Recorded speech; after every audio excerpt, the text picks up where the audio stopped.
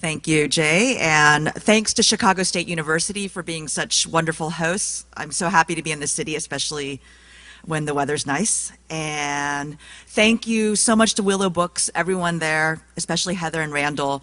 What you are doing is so important, given the state of our country, the state of the publishing industry, and I'm just so honored to be a part of that.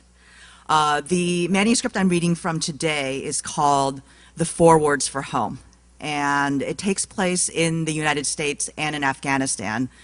It's about the universal element of the immigrant experience, particularly in that when you are an immigrant, or whether willing or unwilling, the meaning of the word home changes. And in Pashto, in the Afghan, one of the major Afghan languages, there are 4 different words that mean home, because the country has evolved in such a way that most people do not have a house where their birthplace or their what they consider their homeland or their country are not all in the same place.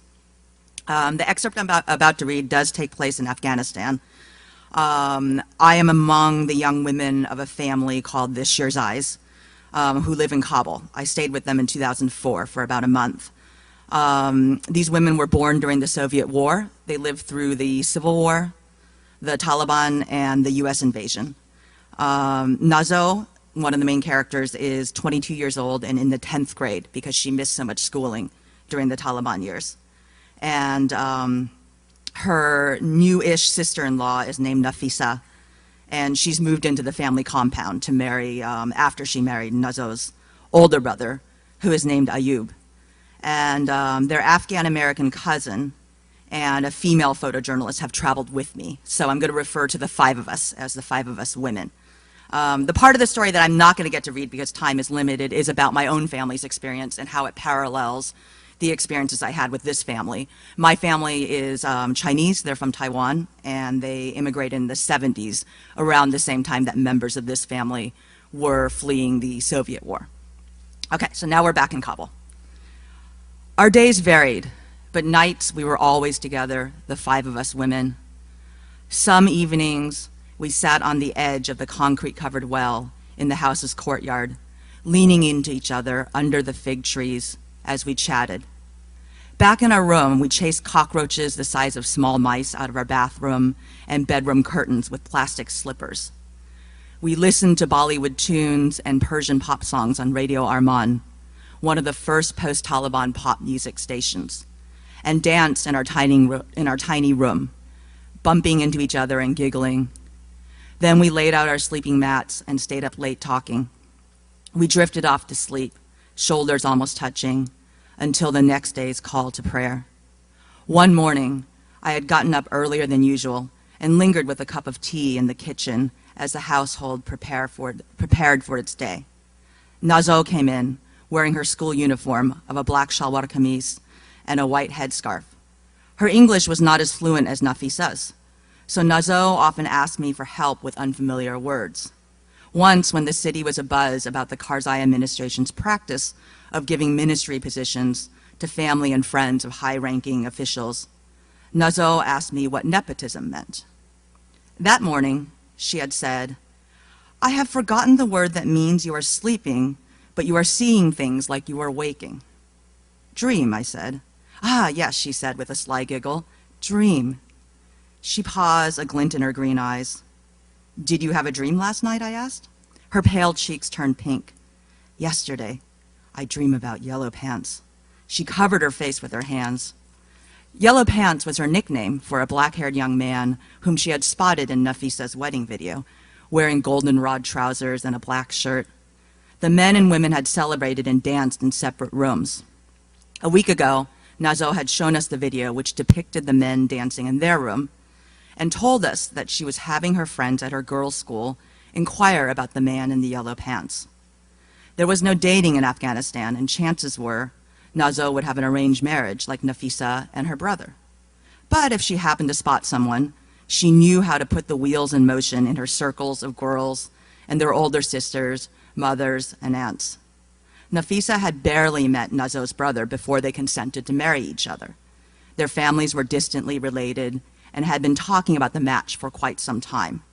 The match had been negotiated by family members, as well as by exchange photos and word of mouth. Nazo, by scoping out possibilities on her own, was clearly trying to take a different yet acceptable route to marriage. "What was Yellow Pants doing in your dream?" I said, and playfully nudged Nazo. She shrieked from behind her hands and pretended to run out of the kitchen. Then she returned, looked me in the eye, and deadpanned.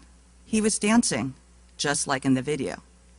I wondered if she really meant that, or if dancing was a euphemism.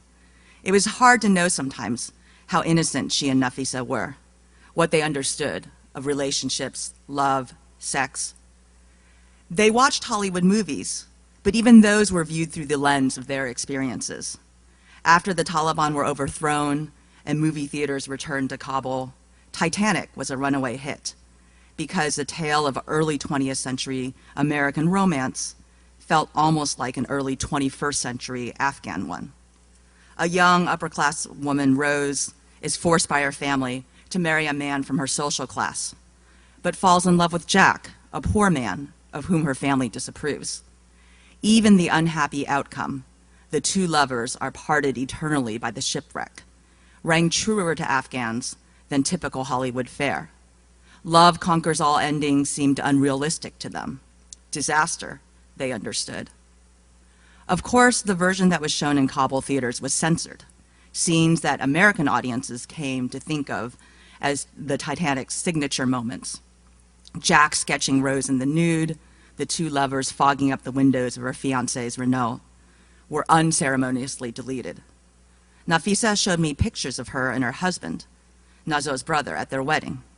He was tall, square-jawed and handsome, with a trim beard and deep-set eyes. She wore the heavily beaded, multicolored dress of a Pashtun bride, piles of gold jewelry, and a mournful expression. "A bride must not smile, even if she is happy," she said. "She must act like she is sad to leave her family." Her husband had landed a lucrative wartime job with the United Nations. He was sometimes on the road for weeks at a time, as he was when we had arrived in Kabul. Their wedding had been less than a year ago, and Nafisa was now entering her second trimester of pregnancy, her lithe body just beginning to show under her shalwar kameez. A couple days later, Nafisa skipped her usual afternoon nap and dragged Nazo into the kitchen to prepare an extra elaborate dinner. They had gotten fresh beef from the butcher earlier that day.